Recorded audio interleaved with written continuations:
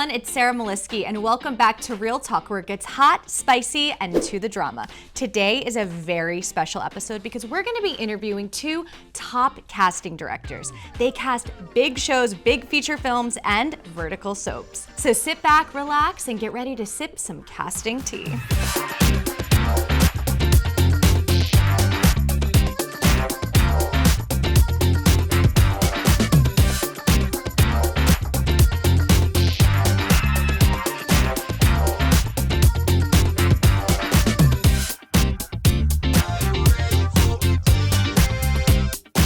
Okay, Chad and Rebekah, firstly, I just have to say I am so excited to just dive into your brains and learn from the iconic casting gurus. Oh. Thank you. Well, I am very, very happy to be here. Thank you for having me. This is very exciting. Nice to meet you. Nice to meet you. This is so cool. We're all three casting directors, and we actually share something in common. We are actors, or I was an actor as well. So it's such a unique experience.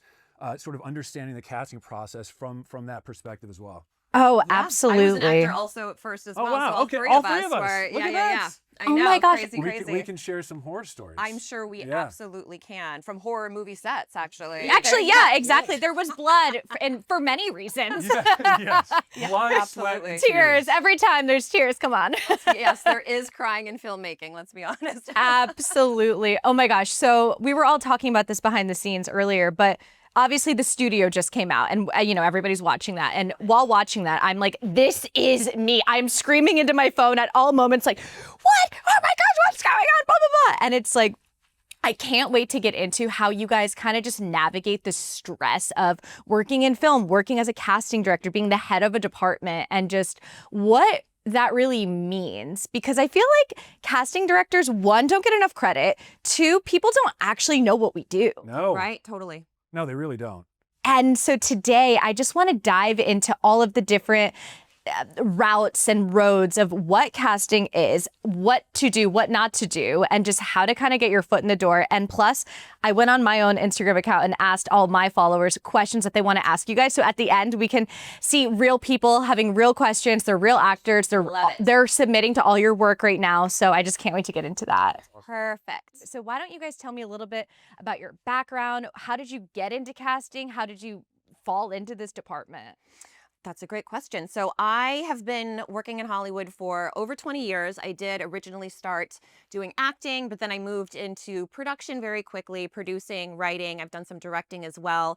And then when it came to casting, originally a producer friend of mine hired to cast one of his features, and he was really happy. And so it just kind of snowballed from there. He started recommending me to other people, and then I started working for certain streamers and stuff like that. And it's been a really great experience, and I'm sure both of you are going to speak on this as well. Coming from starting as an actor and then doing this, you have a really, really unique perspective on how this whole thing worked, because very few casting directors in Hollywood have been on both sides of the camera. Usually they just start out behind the camera, you know what I mean? But we have this whole other perspective of knowing what it's like to have to, film that audition with only 12 hours to turn it in, and you're not off book, and blah, blah, blah, blah, blah, you know what I mean? So I think we're coming at this from a different perspective than most casting directors typically are, wouldn't you say? Yeah, it's the empathy and understanding that most casting directors don't have. And watching an actor sort of go through the process, you kind of understand every step of the way for them, and you kind of help them along the way. A lot of times, and this is something I'm sure we're going to touch on as well, people are under the assumption that we cast everything. Like, we make the final call for all the leads, all the supporting actors. That is not true. Okay? That's not true. Everybody who's watching this who hates me, I wish I could give you the lead. Yeah. I do. Absolutely. It's not us. Right. I do not get the final. I mean, I will definitely say, like, this is who I really, really think should be the lead in your movie. But at the end of the day, the executive producers and the producers are the ones making those calls, regardless of whether it's a studio, a streamer, a vertical. Like, we're not the ones making those final decisions. You know what I mean? So absolutely. That's number one that everyone should really, really figure out. But yeah, it's been this whole vertical process has been like just an incredible thing to watch happen at this level also. You know what I mean? Because we're really at the ground level of watching this entire thing become something that everyone's watching in the world. Right. Well, that actually segues into my next topic, which is great, which is, so you guys come from traditional casting with what we call the horizontal land. So features, series, short films, all that kind of thing. So tell me a little bit about the difference of casting for something like that versus a vertical soap opera. etc.? Yeah, I mean, I think one of the biggest things, sort of, I want to start by something that sort of like brings us together, and that is sort of the quality. So everybody that works on either vertical or horizontal programs, they want to do the best job possible. They want to create the best product possible. The biggest difference, I think, is sort of the time constraint. For us, like back in the day when I was doing scripted and non-scripted, we'd have 6 months, 6 to 8 months to find maybe 30 people. And Are you kidding? oh yeah, and we would Oh, yeah, travel. We would, I mean, there was a lot involved, and for verticals, Wow. you know, a lot of that time is condensed, and you know, it's I love that challenge though. So what came from 6 months to 8 months is now 2 weeks, Right. 2.5 weeks, if you're lucky. One of the things that actors hopefully understand is that we want you guys to get the job. We want to be able to look at that first tape and be like, yes, and be able to pitch that up to the writers, to the producers, to the executive producers. So we're always rooting for you. It's just, you know, it's getting yourself to that point and getting the tapes ready and everything else to be able to get us to get you to that point. Yes, well said. Yeah, we are on your side, actors, truly. Like, we're all on the same team. We want you to do the best job that you possibly can. And going back to what you said originally, it is a great feeling when you have pushed really hard for someone to be a lead and then you show up to set and they're killing it, especially if like the producers were like, I don't know if this is the right lead, but you like push and they believe you, and then you get in there and they're like, great, we love them, they're perfect. And you're like, this is like, it's so satisfying when that happens. You know There's what I mean? nothing better. On the other side, we all know that doesn't happen a lot. Like, we'll push for someone really, really hard, and there's some producer that's like, well, no, so-and-so really likes that. She's a redhead, so we're just going to go. And you're like, okay, I guess that's how we're making this casting call. You know what I mean? But that is unfortunately how it works. What would you say are some little tips and tricks of the trade, just big yeses, big no-nos about some self-tapes that you guys have been seeing, at least just talking about verticals right now? Yeah, I mean, I think, you know, getting your reels on point is super helpful. Like, we do not have all the time in the world. So typically what I do is when I look at a reel, I'm probably making up my mind in the first maybe 15 to 20 seconds of that reel. So one of the things I've noticed that actors do, and it comes from a good place, but when they've signed up for a casting portal like Casting Networks, Breakdown Express, Backstage, and they post 13 or 14 videos of them, and one of them's like in a group of 13 other actors, and I'm trying to figure out Who they are. who you are. I'm trying to sort of understand your ability. It's not the most helpful. So what I would suggest is pick 3 or 4 just, you know, great videos that sort of focus on you and your ability. And one of the things we were talking about earlier is you know, you don't have to spend a lot of money on these self-tapes or on these reels, excuse me. Oh God, yeah. You know, all you need, and that's the great thing about verticals, you don't need an agent, you don't need a manager. All you need is a phone, a monologue, and your acting ability, and that will get you through the door. So that's what I love to see. I'd love to see a reel that is to the point, that showcases and focuses on that actor and their ability.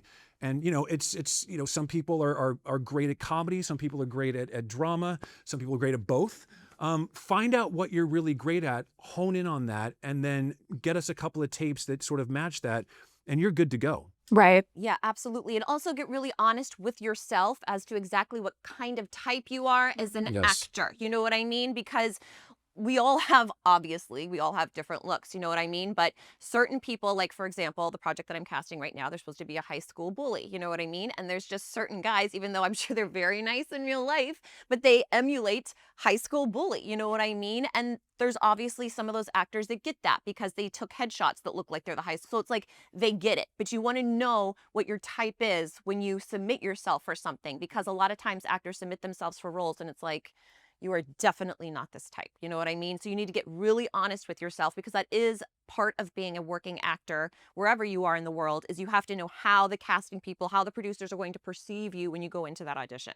Honestly, I feel like there needs to be a lot of self-awareness as an actor with Yes. what you're talking about, with even like knowing what roles you fit. And even if it's a hard pill to swallow and you might want something different, like what's going to get you on set, what's going to get you in a callback at least. And even self-awareness with how you interact with casting, how you email, if you're in the casting director's DM/phone/ calling their mom, being like, hey, did you get my tape? Blah, blah, blah. It's like, we got your tape, honey. Like, you know, it's kind of like just read the room a little bit and like back up sometimes, but know when to drop a cute little hint to the casting director. It's very nuanced, and I feel like it's a big skill that actors need to kind of get sometimes more. Sure, yeah. A lot of it comes to like just how, when you work, you're going to pick up these skills. The more you do something, the better you get at it, obviously.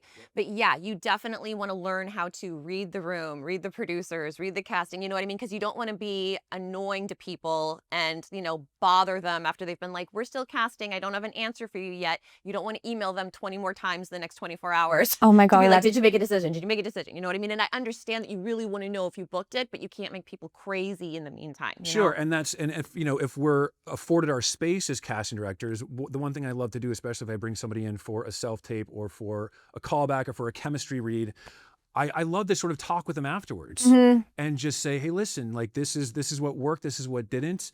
I think that feedback is incredibly important, which is why this is so great, because now we're able to sort of get the word out in the everything else for the actors. They move very, very fast. Like you were saying, traditionally, like in features that are horizontal, you have months of pre-production.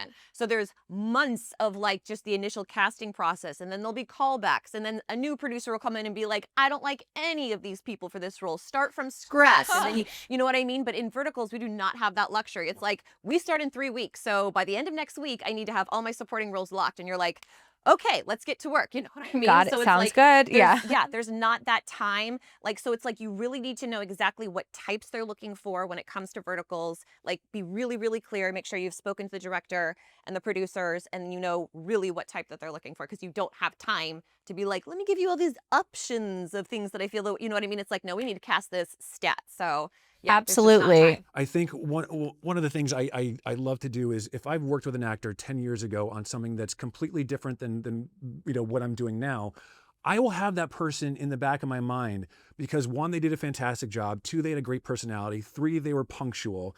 So all those things I think are critical, but getting yourself out there, doing that tape, even if it's not going to be this vertical or the next 3, the next 4, you putting that tape in and you getting seen in front of the executives, in front of the writer, these people may not be here forever. They may go off and do other things. They may go off and work for Netflix. They may go off and work for NBC, which is the last company that I worked for.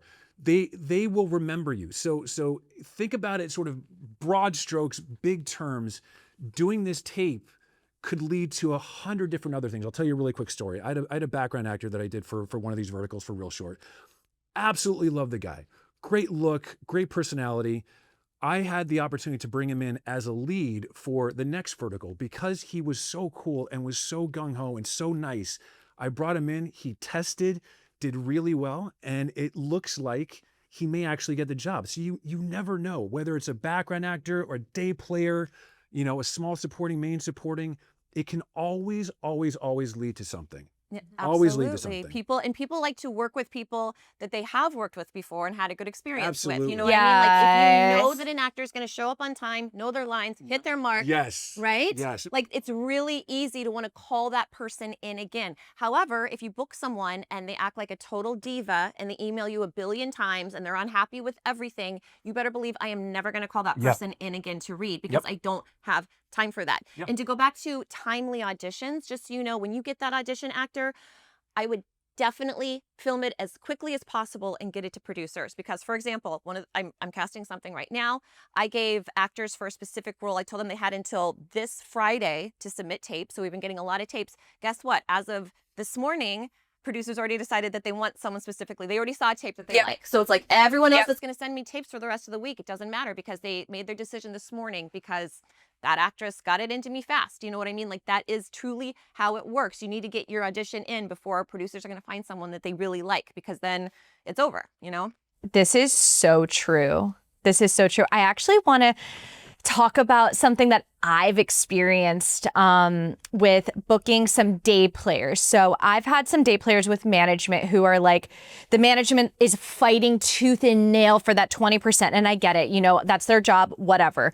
But we can't give them 20% on a day player rate. It's just not possible. Like they're on for 3 days, maybe they're making $250, whatever. That's still a way to get your client on set to meet all these other actors, to meet all these other people. You never know who they're gonna meet. Right. But then sometimes the managers do a disservice for the actors. And I don't know about you guys, if it's just verticals. This is a question from my heart. Some of the managers and agencies are beyond mean and disrespectful, and they like hate the space. They think it's trash. The way that they talk is derogatory, or they're unprofessional. And I'm like, damn. I mean, well, I'm a manager as well, so I want to speak on this as someone that's also a manager. I don't feel that way. I mean, and obviously verticals are new, okay? So we've been managers before verticals became something in the mainstream zeitgeist, right? I do know, I have had that being a casting director. I have had these agents and managers bully me. And I'm like, hold on there, everyone. I'm a manager too. Take a step back, okay? I also like, I mean, and this is true. Hollywood is the craziest right now it's ever been since I've been here. There's very little mainstream work. And so I think we're seeing a lot of desperation from agents and managers who are like, their earnings are down like 80% from where they were in the past couple of years. And so they're desperate even to make that $25 commission that they're going to get from this. Right. It's like no one has any money. And so I feel like in a different time in Hollywood history, we wouldn't maybe see that level of aggression with the agents and the managers. But we are definitely seeing, I'm seeing it now, and I know you're seeing it now. But yeah, because it's just because there's not any work. They're like, I need my clients to be working. Right. You know right. I think the sooner agents and managers and actors come to the realization that this is ground floor. Like verticals are ground floor right now. Yep. And the quicker you jump on board to what is going to be an inevitability, the better it is for everybody, right? So I've spoken to a lot of actors that were traditionally and exclusively horizontal, like soap opera stars, like people that have done good bodies of work that are now looking at verticals as a way to continue acting, continue making money, continue getting reels. You know, and it is such a unique experience from a casting director's perspective to sort of be in this world as it's just starting and to watch these actors sort of grow and flourish within this and just know where it's going to end up, right? Yeah. I mean, it is the future, and it's really exciting to be witnessing it at this ground level. I mean, I talk about this all the time, but yeah, we are seeing agents and managers that have been in the business for over 30 years, and they're fighting the verticals tooth and nail. They think it's a fad, and I tell them all the time, I'm like, follow the money. These companies are making billions of dollars. These aren't going anywhere, so you better jump on board now. You know what I mean? Right. Fighting this is not going to do anything for anyone. And the other thing is these actors are getting paid well. Yeah. You know what I mean? Like, Yeah. this is not, I mean, I don't know about you, but way back in the day when I first moved to LA, like the Asylum, who does horror movies, I don't know if you're talking about them. Yeah. They were paying $25 a day. Okay, a day for actors to act in those movies way back in the day. It's $250 now. Right, exactly. For every role. And I mean, SAG scale, I believe, is $250 for like independent I think so. films. Yeah. So it's like, I don't know what people are complaining about, you know? People love to hate on something that's new to them, and it's easy to call this cringe, right? I actually did an interview where I was talking about this, where I have so many friends who are like, you know, highbrow, and they're like, I would never do that. Like, I wouldn't want that on my IMDb. And I'm like, sis, you haven't done anything except a dog collar commercial, and you did an H24 6 years ago. Correct. Like, I'm sorry. Like, I gotta pay rent. There's nothing cringy about paying your bills. There's nothing cringy about meeting cool people, going on set, doing the thing. Like, these are fun. Yep. It's fun to be soapy. Every actor's dream. People love them. That's the thing. People love to watch these. They are bringing people joy. They find them entertaining. Yeah. Like there's no wrong way to be entertained if you like to be entertained. You know what I mean? Because yes, I have these conversations all the time too. We've had clients be like, I don't do verticals. Right. I'm like, well, okay, have fun missing out on what everything is going to be in the next 5 years. You know what I mean? Absolutely. Because it is what it is. Okay, so I think there's a lot more to talk about, but let's play a game. All right. I love games. Me too. Okay, guys, so I'm gonna read you some statements and you'll tell me if it's fact or fiction. All right, let's do it. Okay, so first off the bat, we have casting directors have the final say on who gets cast. 100%. I mean, we will give them our top options, but when it comes to being like, this is the one, yeah, we're not the one making that call. Next question. Casting directors don't watch self-tape auditions. We watch them all, and we watch them specifically so that if we need you to shoot it again, we can give you points, tips, and tricks. Next question. Big stars like Leonardo DiCaprio never have to audition. You heard it. You have to audition. You're not above auditioning. Next question. Some actors pretend to have accents or special skills to book roles. Absolutely. Oh, yeah. I've been there, done that. Nope. If your tape doesn't get chosen, it's probably because you weren't good enough. Damn. Okay, that wraps up the game. Oh, wow, there you go. Okay, guys, so I want to talk about some casting horror stories, whether the actor, once they're already booked and on set, or even like a really weird audition process, or like terrible emailing skills or something. So can you guys tell me some of your worst horror stories? We both look at each other. I know, right? I mean, there's here's a fun one. I was casting a horror movie, and we cast the lead actor. Everyone's super happy. Day one rolls around. I can't remember exactly why I was on set for day one, but I was. So, you know, an hour goes by, the lead actor isn't there. Hour two goes by, they're not there. They're not answering the phone. They're not answering. No one knows what's going on. Everyone's panic, panic, panic, right? So it just so happened that one of the director's friends was there that happened to also be right for this role. And the director was like, you know, F it, we're just going to plug in this guy. He's here. I don't know where this lead guy is. No one can get a hold of him. So of course the guy that I cast rolls in 2.5 hours late. They're like, oh my God, my alarm didn't go off. I'm so sorry. My phone died. Like all of the things that they always say. And I'm like, bad news, buddy. They recast the movie because you weren't here and it's day one and they had the availability to do it. And he totally freaked out. He got really mad at me, got really mad at everyone. I'm like, you cannot be late on set. You cannot be late. There are too many people here working. There are too many people to put too much effort into this day one to make this happen. You cannot get mad at me or anyone else. I'm sorry that your alarm didn't go off. I'm sorry that your phone died, but you cannot be late. You need to have your self together. You know what I mean? Like a little bit. Jeez. I know. It's, I mean, yeah. There's a plan B, C, and D for situations like that we always prepare for. Punctuality is such an important thing for an actor. It's like the basic, just get to work. Right. Get to work and know your lines. That's really, those are the basics. Yes, yes. Yeah, if you've had 3 or 4 days with the full script and you show up to set and you're constantly asking the director for the line, then that's like it's like embarrassing too. Like just learn the script, learn the craft, show up on time. I know. I've got an insane story. Let's hear it. Let's hear it. This one was nuts even for me. So I was casting a major network show, and I'd found a couple of day players, and it was a scene where they were in a club. And what I didn't realize at the time was that there were 2 actresses that knew each other, but did not like each other. Oh, classic. And did not like each other. Well, did not like each other so much. I was on set and I was actually watching them. We stopped down and they were like, "What school did you go to?" And there was a little bit of communication back and forth. And they got closer and closer to each other. And I was like, "Oh no." So one of them threw a punch. Oh my. And I had to get in between them, separate them. Oh. And I mean, there's This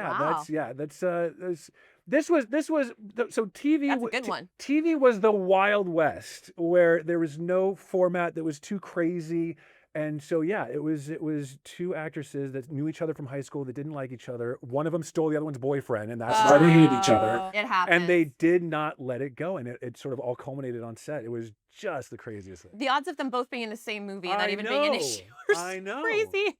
I mean, that's hilarious. Was anybody else like, wow, we should like film this part of this? Like, this is the show. Yeah, this is the BTS. I mean, no, thankfully I sort of caught it before it sort of got too big. But it's nuts. That's so fun. You were like on set mommy, like separating your kids. Oh, yes. Oh my gosh. Casting directors are moms and dads. It actually is. They really are. It really is like that. And I think it's because maybe actor background and just caring, nurturing. Like I always try so hard to be with all of my actors from number 1 to the last background actor and just make sure they're comfortable, make sure they're getting paid, make sure any questions they have get answered because I understand them and I really want them to just feel taken care of. And it breaks my heart because sometimes, production can be crazy and there might not be food for them and they're freaking out about that. And like, I don't know. I just really try to be a calming mom to all of them, you know? I think being a voice for actors when they're on set and the director and the producer maybe are incredibly busy doing their own thing Absolutely. is sort of hearing from them at the end of the day and sort of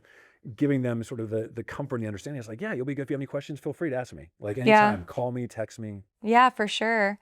So I guess my horror stories aren't as wild as yours. No fights? But I mean, almost, if you honestly. I mean, that's a hard one to beat. That is a hard one to beat. That's kind of iconic too. So right. Mine are more where, I don't know if you guys experience this, but sometimes in the vertical space, some actors who have been doing it since they got popular, there are some egos going on. And so I know some actors who will direct offer always, and then they're on set, and then the way that they treat people is absolutely disgusting. And like, this gets back to everybody. Everyone's talking about you in these moments. Yes. And it's really something that grinds my gears more than anything, is when you're disrespectful to PAs, makeup artists, all these things. So I have some people who, there's one person that comes to my brain where they just will like throw this one story, just it makes my blood boil. They were getting their makeup done and they were eating Rice Krispie treats and they were throwing the Rice Krispie wrappers on the floor in the makeup chair.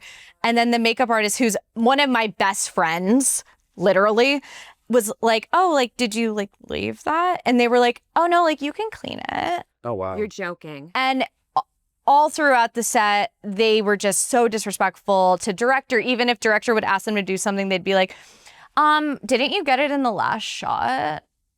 Don't know their lines, read the scene right before. And I'm just like, I personally won't cast them in anything. Even when client asks for them, that's one thing I'm like, guys, I'm not going to cast them because I have so many people who they've disrespected that are close personal friends of mine. And here's another fantastic note for you actors. You never know who these people are and who they're going to be. So that makeup artist could be married to the head of a studio. Oh, yeah. Or that makeup artist could write a script, get it sold, and remember you. These people, we remember everything. Everything. You may not think we do, especially sort of the bad behavior, the punctuality. We remember that. But conversely, the person that comes on set that's awesome to be with, that's fun, that's joking around, that's on time, we remember that equally. Yeah. And those are the people we call in. But yeah, that you never know. That PA could get an overall deal at Netflix. Oh, yeah. And you will never work for that person ever. Ever. Honestly, I feel like a lot of us can learn from this. Just be a good person and it'll get you more in life. Also, one note I want to add is sometimes for me, I'll reach out to talent that maybe has been a lead or number 2 or 3. And I'm like, hey, do you by chance have any availability? Are you like free? Would you be down to do like a 3-day player? It's a really fun role. Like, I know it's not lead, but it's still fun.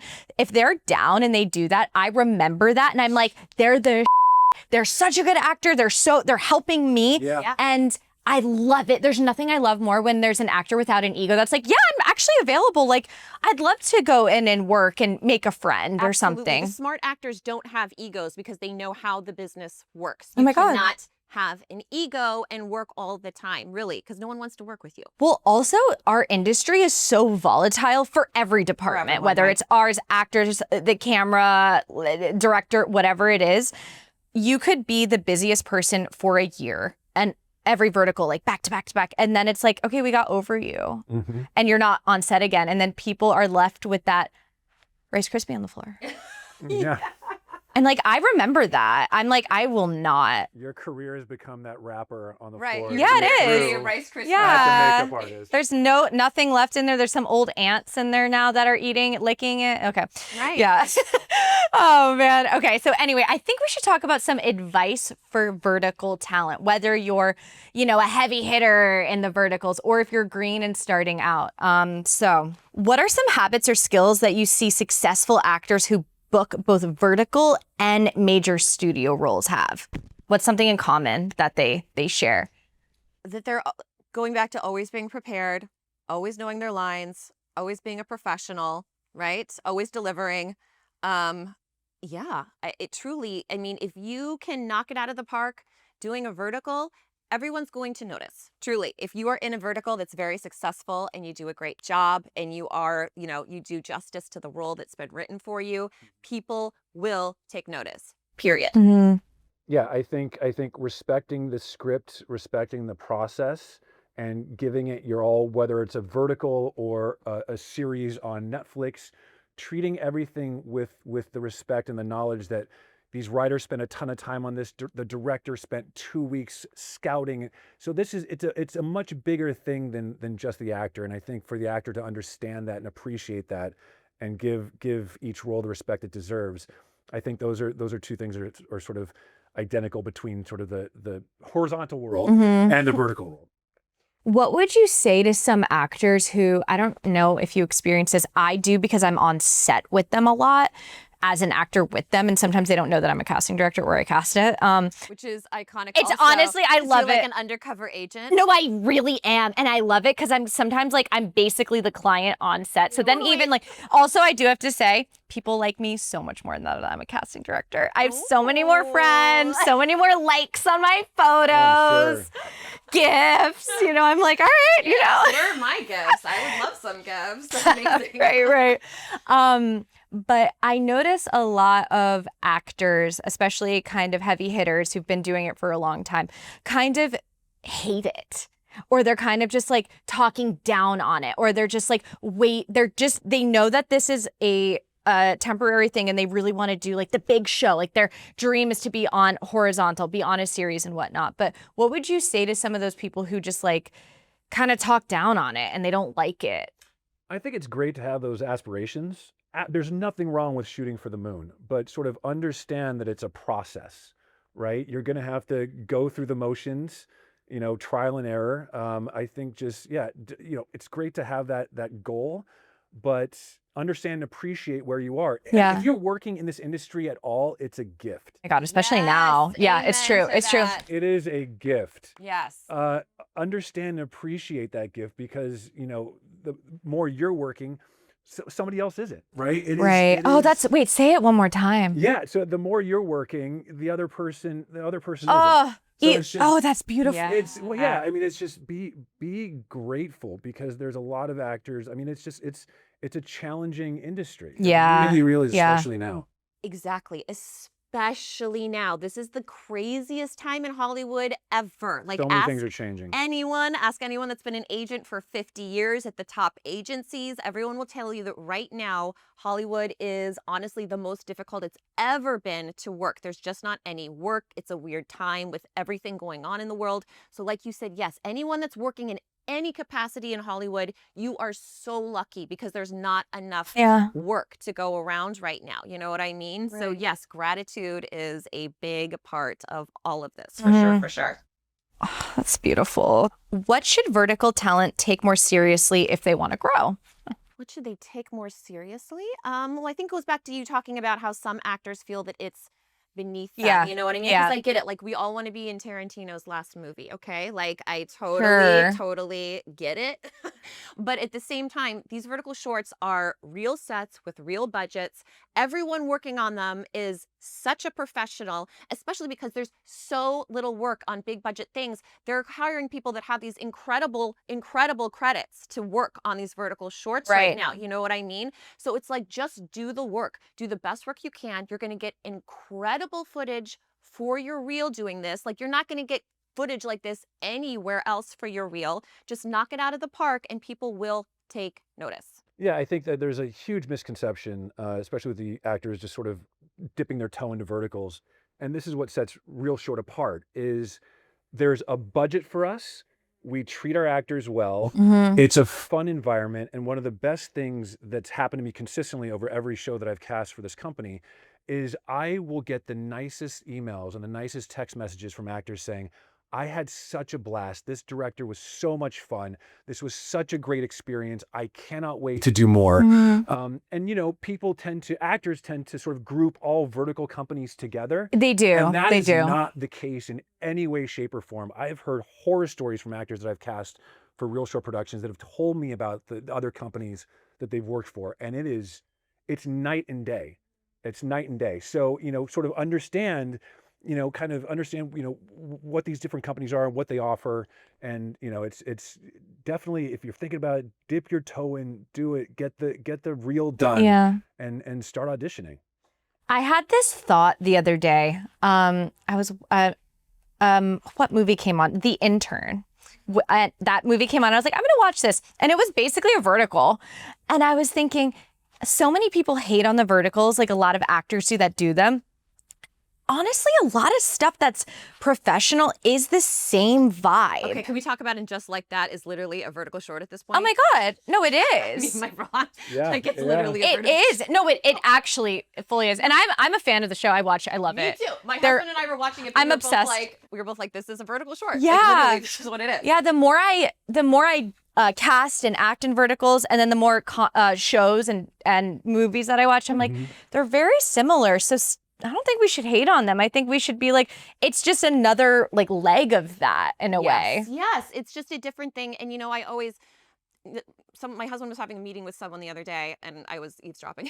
But I heard him talking about, but this producer was saying, like, look, when talkies became a thing, when silent films just started, everyone was like, this is the end of Hollywood. No one wants to listen to movies with sound. And then when television became a thing in the 1950s, everyone was like, this is going to ruin movie theaters. No one's going to want to go to a movie theater because of television. This is just another one of these. Because now the conversation is like, these verticals are ruining Hollywood. No one's going to want it. You know what I mean? So it's like, there's always, anytime there's a new form, an artistic form in film that happens, everyone's like, oh, well, this is the end. I guess this is, this is the end of Hollywood. Yeah. It's an evolution. It Right. really is. It's just an the evolution evolution. of what's come before. Also, the fans of vertical content are different than even like Euphoria or just like us, like all these shows. Like the fans are diehards. The amount of people in my DMs who are like, I will live and breathe for you. Oh my God. Like, I'm like, that's a beautiful thing that you can experience with another person that just watches your work. Yeah. Oh, God, I love it. Where do you see casting evolving in the next 3 to 5 years with verticals, this type of content, the Mobisodes? Do you think that, I mean, this is a big question too. It's like, do we think that Hollywood is going to go back to standard, what we're used to and what people are craving and missing? Or do we think that it's going to be, this is the new way? I think it's going to be both. I think somehow the future is going to somehow be what's happening with verticals and also mainstream stuff, because there is a market for both. You know what I mean? We know that generationally, there's a generational gap between the people that like to watch verticals and the people that like to watch those that are 30 minutes to an hour, right? And those age groups aren't that far apart. So it's like there's always going to be a market for those half-hour, hour-long sitcoms, dramas. But at the same time, these are coming so fast and they're so popular. I do feel like the future is somehow going to be integrating these in a way. I don't know if that means maybe they will make things in a way that they can be watched in 60-second increments as well as in an hour long. Like you can choose which way you want to watch it. You know what I mean? Like, I don't know. We'll see how it's going to work. Right. And what do you think? Yeah, no, I mean, I'd actually hearing that, I 100% agree with her. I think there's a world in which they coexist peacefully and intertwined at certain points. I think once everybody sort of figures out where this is and where it's going, because we're all sort of figuring this out because it's so brand new. Totally. I think it could very easily go hand in hand. I mean, the horizontal world, like you said, is in such influx right now, or is in such flux right now. It's everything's downsizing. Everybody's trying to figure out what it is, and this is sort of rising from the very beginning. I think they'll find a way to coexist. Absolutely. Yeah, I feel like that's what the future has to be, because people know that these are making billions of dollars, and that's what I keep telling people when people are like, this is just a fad. I'm like, okay, well, if billions of dollars is just a fad, then that's quite a fad. Not mad at the fad. Yeah, okay, it's not bad for I'll a take fad. it. I'll take that I want fad. that T-shirt. Not Yeah. mad at the fad. Not mad at the I love fad. Hey. Right. For sure. Okay, guys, so I went on my Instagram and asked some of my friends, actors, fans, some questions that they want to ask you. So I'm going to get my phone. All right. And we can do a live Q&A with people. Ooh. Somebody asked, biggest turnoff from actors while casting? I think they meant to write the biggest turn off from casting about actors. Like, what's the biggest turn off that you guys see when you're casting? I feel like every casting director probably has their own sort of massive pet peeve. Mine is just not being prepared. I would say mine is when an actor sends in a tape and you can tell that they had no desire to do this audition. Their agent just told them they had to do it. And they're just sitting there in front of their iPhone, just like not even really trying and reading their lines. I'm like, this is a complete waste of my time, of their time, of everyone's time. You know what I mean? So that's my pet peeve. God, yeah, just don't do it. Just say you're unavailable. I know. Okay, this is a nice one too. What makes an actor really stand out over another actor? I mean, I guess if there's like a lot of people up for the same role, something that really stands out is obviously if they are really ready in their performance, if their audition is really, really tight, if you can tell that they care, that they put effort into their audition is obviously nice. Right. I'll drill down on that. I think for me, it's in the eyes. I think when I see an actor perform a scene and I see the emotion in their eyes and I see where their eyes are directed, I think that's a big plus for me is sort of watching the scene play out in their eyes. I think that's I'm piggybacking off this right now. So, sometimes when you get self-tapes and they're clearly done at a professional place where an actor paid money to do the self-tape and do the lighting, do the editing, the whole thing. What's your opinion on that? Like, because people spend a lot of money. They spend a lot of money. I mean, we have some clients that are like in their 60s and 70s, and like it's easier for them to just go somewhere and have them do it because maybe they don't have like the skills, the computer skills to do it. So like I get that, but at the same time, I've also booked people that are clearly just standing in their apartment, without any good lighting. Like if your tape is good, that's all that matters. You don't have to have this whole professional setup, even though I know sometimes people say that they prefer it. I'm sure we've all cast people that have just had no setup and just done it in their apartments. Honestly, like 99% of the time, I'm booking people who don't do that. Right. I don't know. Same. Casting doctor, they wrote. Do you purposely pick previously successful pairs from vertical apps? That's a good question. Say that again? So they're asking if there's a successful show, whatever app it is, do you guys pick the couple from that one to book? I personally, when it comes to that, I haven't, but I have seen that done where they're like, this movie did really well. We want these two to be in this one again. So like, I personally haven't made that call, but I have seen that call made. I'm incredibly competitive and I love going out and finding new actors. Ooh. So like every once in a while I'll be like, yeah, okay, we'll bring one on. But I think, it's there's a ton of scripts. It's good to be different. It's good to sort of mix and match and find new people and bring new people into this industry. So I have one or two, but I love just going to weird places and finding actors and bringing them in. Oh my gosh, you guys, thank you so much for being here. I'm so excited to get to know you. Now I can call you whenever there's a casting issue and just get the tea on everything. Always. Do you guys have anything else you want to say to some of our actors watching, some of our fans? Yeah, I mean, keep watching and get those tapes in. Like I said, you don't need an agent, don't need a manager. Get us those tapes, audition, and we'd love to get you on the show. Absolutely, yes. You do not. This is a great time to be an actor because you don't necessarily need an agent or a manager to get on a vertical. So yes, work on those auditions, send me your tapes, and hopefully we will see you in the movies. Thanks, guys. Bye, guys. See ya.